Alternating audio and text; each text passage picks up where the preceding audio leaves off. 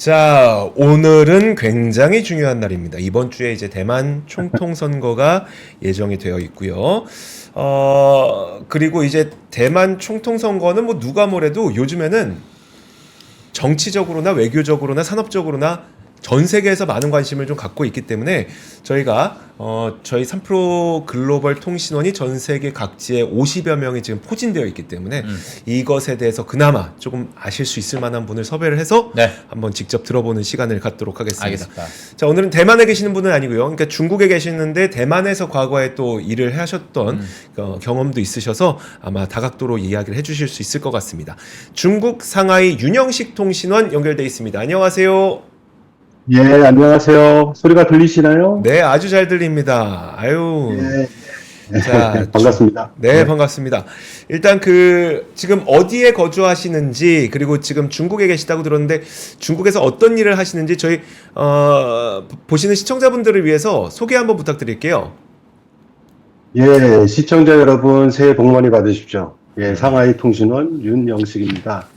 제가 상하이로 이주한 지는 15년 정도 되었고요. 그동안 이제 조그만 무역회사를 하나 운영하면서 다양한 제품들을 접할 수 있었는데, 그 중에서 이제 몇 가지 화학 제품을 꾸준하게 중국 시장에 공급하고 있습니다. 예.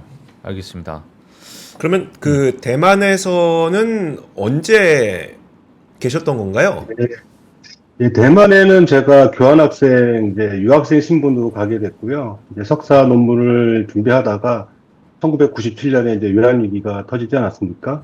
그래서 이제 유학을 포기하려다가 이제 우연히 한국대표부 이제 뭐 영사관 같은 곳이에요. 네. 거기서 직원을 구한다는 소식을 듣고 이제 우여곡절 끝에 1998년 4월부터 2년 동안 현채 직원으로 근무를 했습니다.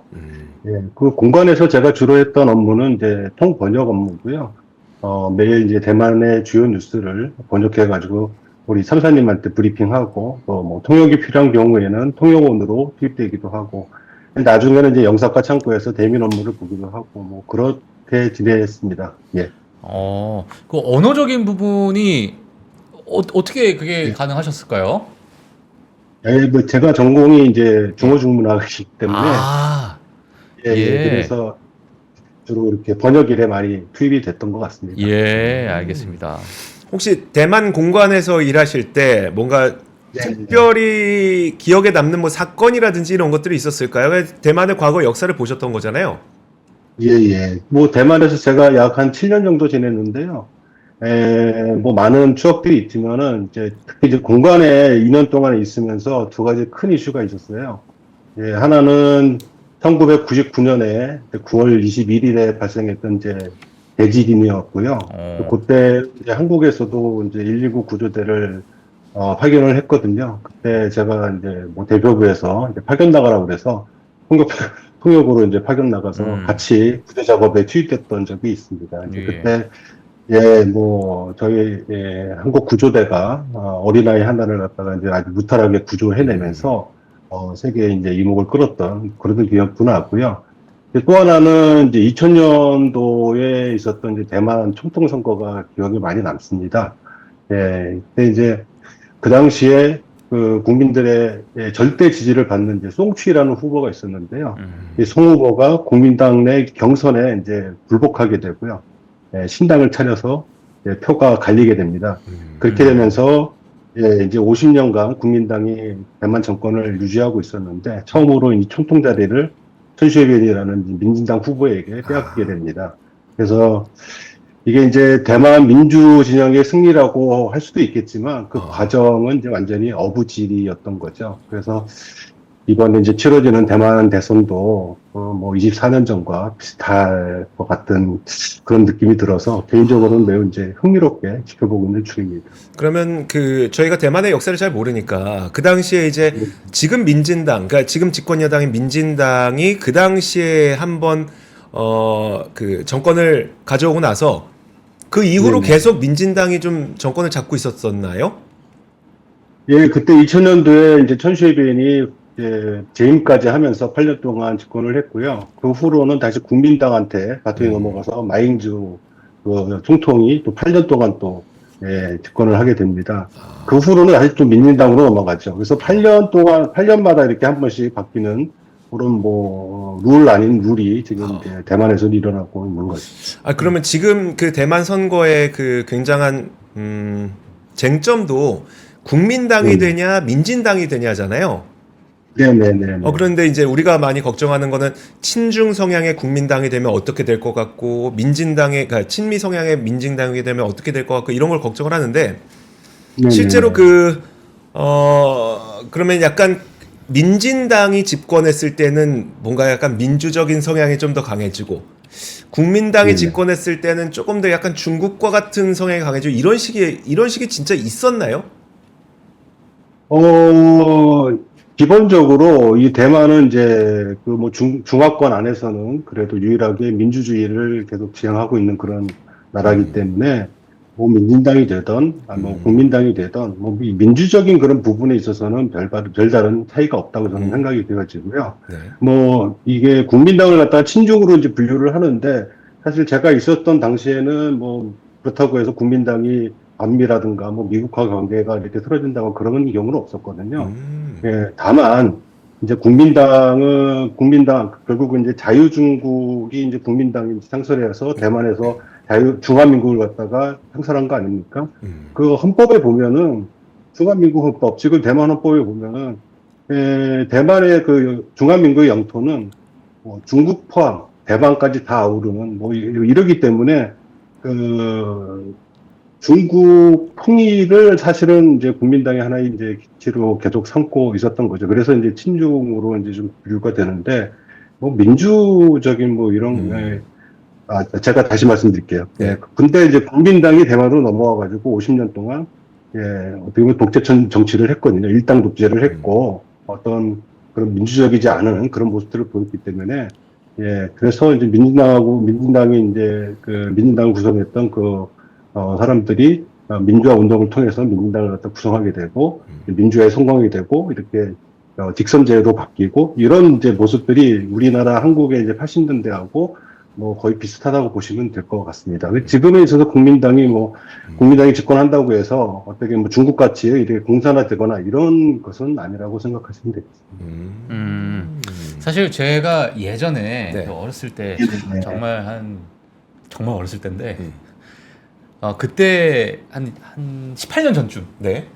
제가 미국에 있을 때 대만 친구를 만났어요. 근데 제가 네네. 모르니까 네. 너 차이니즈냐 이렇게 얘기를 하니까 엄청 화를 내더라고 자기가 저한테. 네.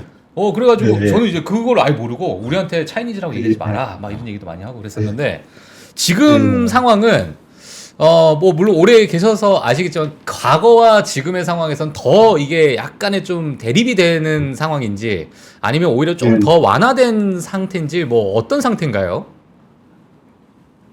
자꾸 이제 질문지 없는 질문들을 막 쏟아주시니까 제가 조금 당황스럽긴 한데. 가볍게 말씀해 주시면 됩니다. 네. 가볍게. 예. 제가 이제 25년 전에 대만에 있었을 때도 이제 저희도 이제 비슷한 좀 얄궂은 질문들을 대만 친구들한테 했어요. 너는 대만인이냐? 아니면 중국인이냐? 뭐냐? 너의 아이덴티티는 뭐냐? 이렇게 이제 물었던 적이 많이 있는데 다들 이제 대답을 그때는 좀 꺼렸거든요. 근데 요즘 이제 한 20년이 지나면서 어떤 이제 대만인으로서의 그런 아이덴티티는 점점 더 올라가고 있는 것 같습니다. 예. 이게 이제 아무래도 민진당이 지난 25년 동안 총 합치면 16년을 갖다가 집권을 하고 있었잖아요. 네. 그 영향을 받은 것도 있고요. 또 이제 뭐 홍콩 문제라든가 뭐 마카오라든가 이런 어떤 공산당 뭐 이제 중국에 대한 그런 젊은이들의 인식이 점차 아무래도 그런 데서 좀 나오지 않았나. 알겠습니다. 그러면 이거 이제 질문에 있는 겁니다. 이거 윤영식님 좀 당황하시는데, 그러니까 네. 그러다 보니까 이 정도다 보니까 박 팀장님 말씀하셨던 것처럼 너 대만이냐, 너 중국이냐 하면 화낼 정도인데 말씀하셨던 것처럼 대만의 아이덴티티가 그러니까 정체성이 더 이제 좀 많이 성립되고 있다라고 말씀하시니까 그럼 대만인들과 중국인들이 좀 서로 감정이 안 좋습니까? 대답하기도 이것도 좀 어려운 그런 문제이긴 한데요. 제가 이제 중국 현지에서 느끼기에는 뭐 중국인과 대만인 사이에 별다른 뭐 악감정이 있거나 그러지는 않아 보입니다. 언론에서 언급하는 뭐 혐오 감정, 뭐 이런 거는 사이버상에서 하나 좀 볼 수 있는 것 같고요. 음. 그것도 이제 양국의 젊은이들 사이에서 벌어지는 일이 아닐까 싶습니다. 이게 사이버 댓글이라는 게 좀 현실하고는 좀 큰 괴리가 있잖아요. 네. 그래서 뭐 한국과 중국 사이도 뭐 마찬가지죠. 언론에서는 이제 중국 사람의 혐한 감정이 높아지고 있다. 뭐 한국의 반중 감정이 역대 최고다. 하지만은 제가 이제 중국 각지를 돌아다니면서 한국인이라고 차별을 받거나 홀대를 받거나 그런 적은 없었거든요. 근데 이제 오히려 요즘에 이제 요즘 들어서 제가 거래처에 방문할 때 아주 자주는 아니지만은 요즘 중국과 한국 관계가 안 좋아져서 걱정이 된다 이런 말들을 자주 듣고 있어요. 아무래도 저희 거래처다 보니까 이제 10여 년 동안 한국산 원료를 써왔는데 혹시라도 이제 양국 관계가 더 악화돼서 뭐 공급이라든가 수입 통관 뭐 이런 거에 문제가 생길까봐 우려하는 그런 모습들을 볼 수 있었는데, 예, 뭐 정리하자면 뭐 민관 차원에서는 서로 이렇게 혐오하는 감정이 거의 없다고 볼 수 있겠습니다. 국가 간의 마찰로 인한 이제 불이익을 걱정하고 있는 거고요. 제가 그 대만 현지에 살고 있는 지인들한테 연락을 해보니까 그쪽 분위기도 마찬가지였습니다. 뭐 아무래도 중국 정부가 한결같이 하나의 중국, 뭐 일국양제, 뭐 이런 것만 외쳐대니까 중국 정부가 싫은 것이고 혹시 뭐 잘못되면 자기가 이제 중국인이 될까봐 걱정하는 것이지, 중국인의 뭐 그런 민감적인 그런 악감정이 있지는 않아 보인다고 하더라고요. 예, 이 정도로 정리하겠습니다.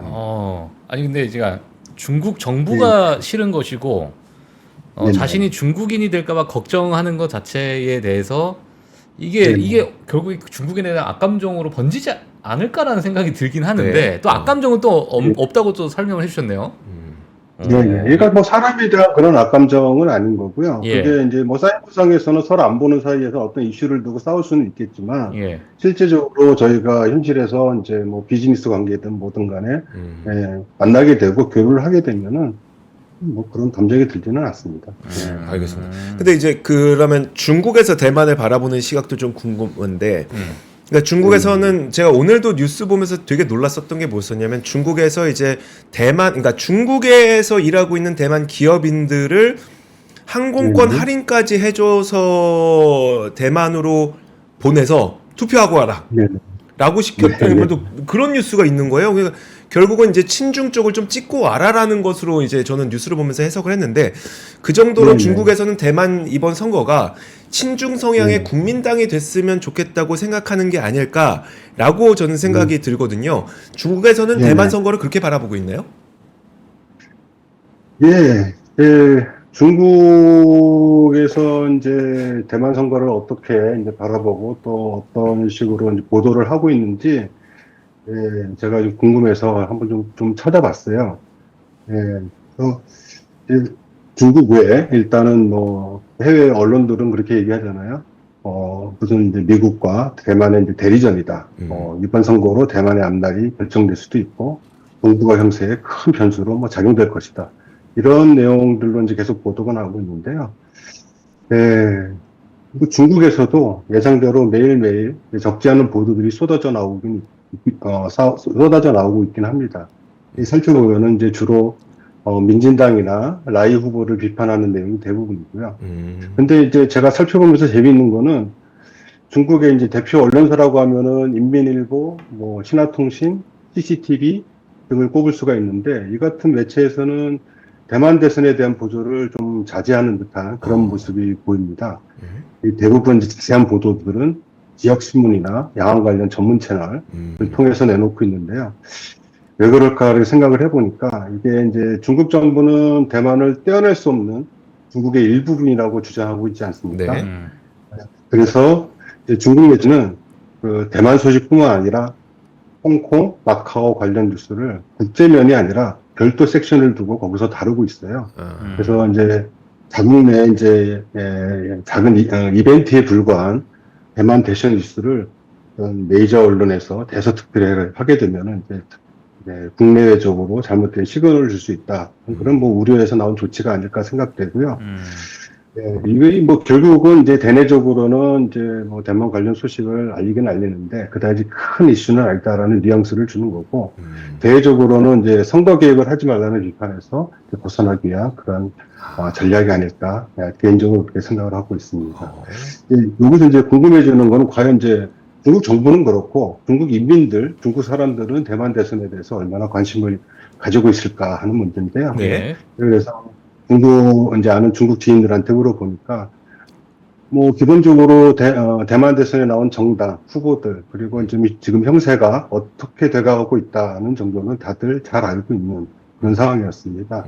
뭐 당연히 다들 친중 정당의 이제 국민당 후보를 지지하고 있고 현재의 정세가 여의치 않다는 사실도 잘 알고 있었습니다.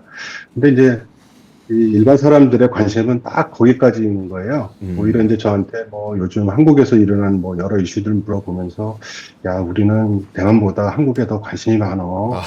요즘 뭐 북한이 막 미사일 쏴대고 또 뭐 너희 뭐 이재명 대표가 뭐 피격 당하고 네. 요즘 한국 경기는 좀 어떠니 걱정된다. 이런 얘기들만 쭉 하거든요. 네.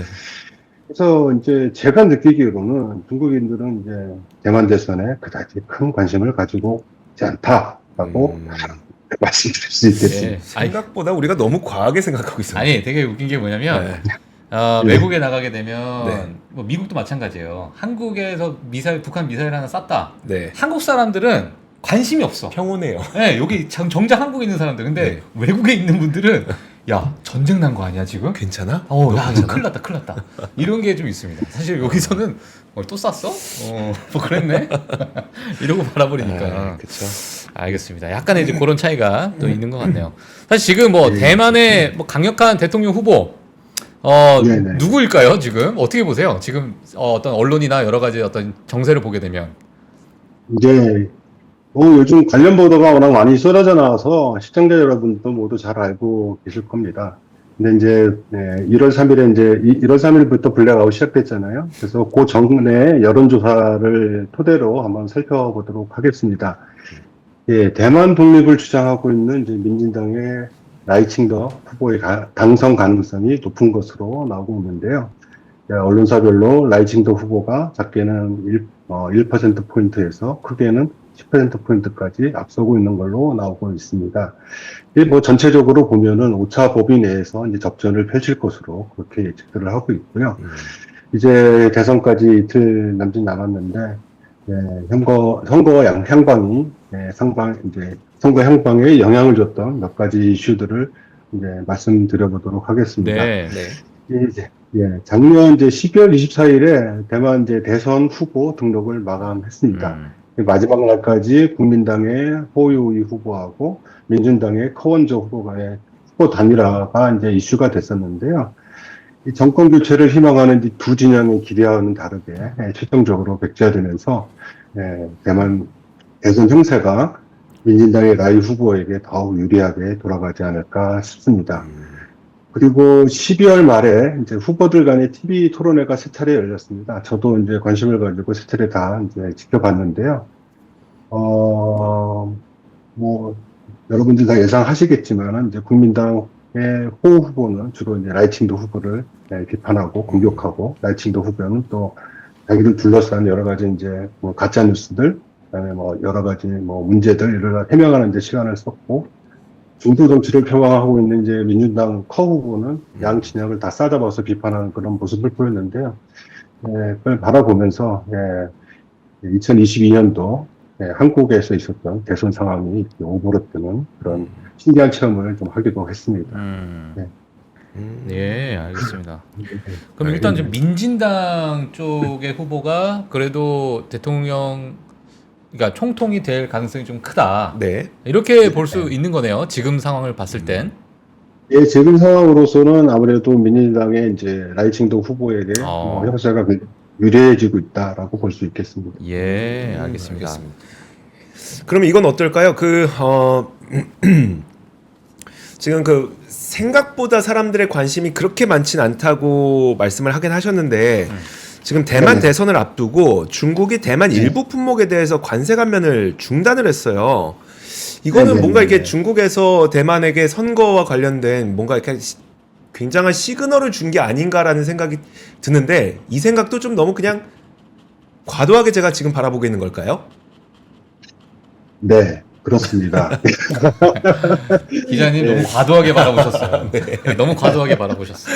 과도하게 바라보시는 게 아니라 이제 뭐 언론의 보도 자체가 워낙 좀 과도하게 쏟아지고 있기 때문에 네. 약간 습도봉대되는 그런 그런 뭐 부분이 좀 없지 않아 있지 않습니까? 네. 그래서 제가 그 부분에 대해서는 찾아봤는데요.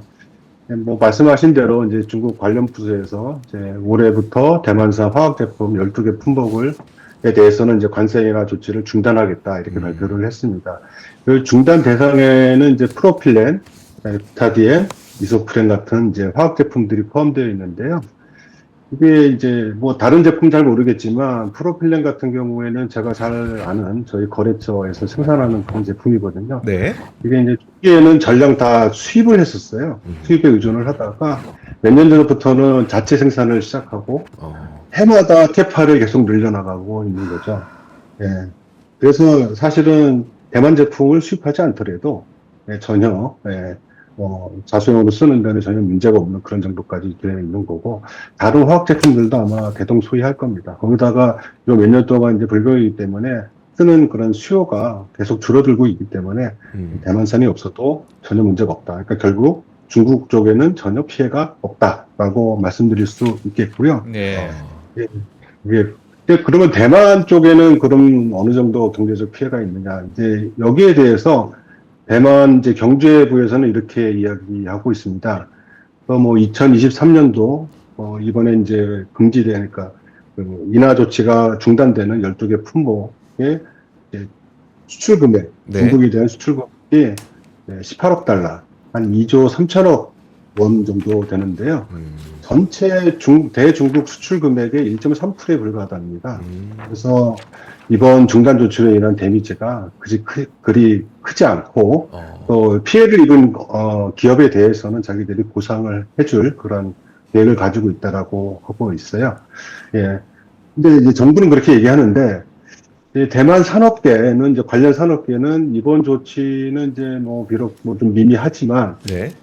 걱정되는 거는 이런 조치가 점차 확대될까봐 걱정이 되고 있다라는 그렇게 이제 품목도 늘어나고 그러다 보면 피해도 늘어나고 이렇게 됐을 때는 산업 전반적으로 굉장히 위축되는 그런 모습이 될 텐데 그런 것들을 갖다 굉장히 우려하고 걱정하는 모습을 볼 수가 있었습니다.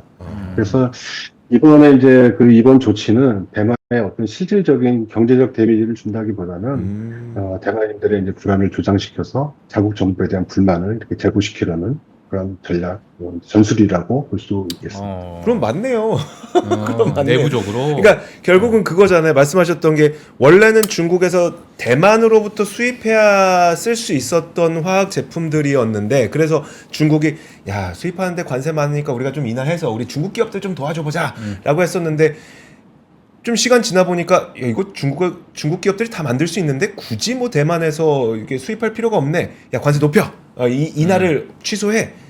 이렇게 했는데 결국 이제 약간 이걸 정치적으로 해석을 해보면 원래 산업적으로 변하는 건 그게 맞는데 대만인들에게 약간 그 불안감을 조장시키려는 의도가 있지 않았나라는 추측은 너도나고도 그냥 머릿속으로 생각하고 있다. 이거네요. 네네네. 맞네요. 알겠습니다. 저는 이거 뭐 개인적으로 좀 궁금한 거 하나만 저 중간에 좀 질문을 좀 드릴게요. 사실 국내도 저는 이렇게 생각하는데 MZ 세대에 대한 이제 어떤 정치 성향 또는 MZ 젊은 친구들이 좀 생각하는 게 많이 다를 것 같아요. 네. 물론 이제 대만도 지금 제가 볼 때는 젊은 친구들이 뭐 어떻게 좀 생각하는지 뭐 지금에 대해서 약간의 좀 피로감을 느낄 수도 있을 것이고 아니면은 뭐 친중이나 뭐 친미 이런 거에 대해서 전혀 관심 없이 본인들이 너무 힘드니까 약간의 그 정치적인 성향 자체가 완전히 또 다른 생각을 할 수 있을 것 같은데 대만은 지금 어떤 상황인가요? 대만에 이제 제가 아는 분 중에 이제 한국 분이시긴 하지만은 이제 대만 청년들하고 이렇게 접촉면이 좀 크신 분이 있어요. 대만에서 한국어 학원을 하고 있기 때문에 한국어를 가르치고 있기 때문에 대만 청년들하고 이렇게 하는데 그 친구한테 물어보니까 요즘 MZ 세대들은 이제 정치적인 거는 사실 그렇게 크게 관심이 없다고 합니다. 관심이 없고요. 그게 뭐 국민당이든 민진당이든 거기에 대한 관심은 없고요. 자기는 대만인이고 지금 이런 현재 상황이 계속 유지가 된다고 그러면은 다른 거에는 별로 관심이 없다. 다만 이제 걔들이 관심을 가지고 있는 거는 예. 거기도 마찬가지로 이제 한국하고 똑같은 청년 문제가 있어요. 그래서 뭐 취업률도 떨어지고 있고 또 특히나 이제 대만 같은 경우는 초봉 수준이 한국보다 훨씬 떨어지거든요. 네. 그러니까 이제 임금에 대한 그런 불만들 뭐 이런 것들이 지금 거기다가 집값도 최근 들어서 대만도 많이 올랐다고 하더라고요. 그러다 보니까 혼인하는 이제 결혼하는 또 출산하는 그런 비율도 계속 떨어지고 있고 거의 한국에서 벌어지는 일이 대만에서도 좀 벌어지고 있다라고 보시면 될 것 같습니다. 알겠습니다. 알겠습니다. 자, 근데 이제 우리가 요거를 짚는 이유는 대만 선거 결과가 그렇죠. 맞아요. 말씀하시죠. 요 이야기 때문에 그런 거죠. 네, 그렇죠. 대만 선거 결과가 과연 반도체 시장에는 어떤 영향을 미치게 될 거냐라는 부분에 대해서 뭐 대부분은 그래도 어찌됐건 우리나라에겐 좀 이득이 되지 않겠느냐라는 이야기들이 많긴 한데 현재 중국에서는 좀 어떻게 바라보고 있을까요? 예. 잠깐만요. 제가 네. 사실 뭐 TSMC가 이 질문도 사실은 저한테 굉장히 곤욕스러운 그런 질문 중에 하나입니다. 이게 제가 이제 반도체 시장에 대한 이해도가 제가 전공이 아니기 때문에 시청자 여러분의 수준과 크게 다르지 않거든요. 그래서 이제 이런 질문을 주셨길래 제가 이제 현지에서 반도체 관련 업무를 하고 있는데 몇몇 지인들한테 조언을 좀 구해봤어요. 네. 예. 그분들 얘기가 이게 대만 대선 결과하고 이제 반도체 산업의 영향 이렇게 얘기를 물어보니까 사실 이제 대선은 정치적 이슈고 반도체 산업은 이제 경제적 그런 이슈인데 이 둘 사이의 직접적인 연관을 갖다 설명을 하고 하니까 되게 어렵다고 그러시더라고요. 그러면서 그 중에 한 분이 이제 이런 얘기를 하셨어요.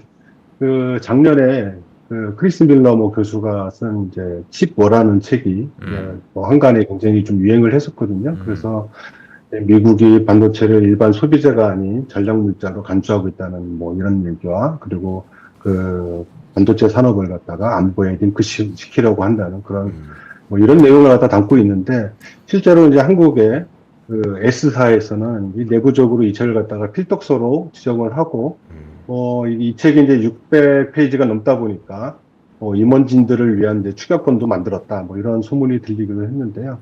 뭐 제가 찾아보니까 3프로 TV에서도 이 책 저자인 이제 크리스 밀러 교수하고 인터뷰했던 그런 영상이 있더라고요. 그래서 관심 있는 분들은 이제 찾아서 보시면 좋겠습니다.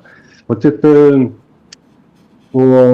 이러한 관점에서 이제 양안 관계, 대만 대선이 이제 반도체 시장에 미칠 영향을 갖다가 이제 거의 이제 가십 수준으로 예측해 보자면,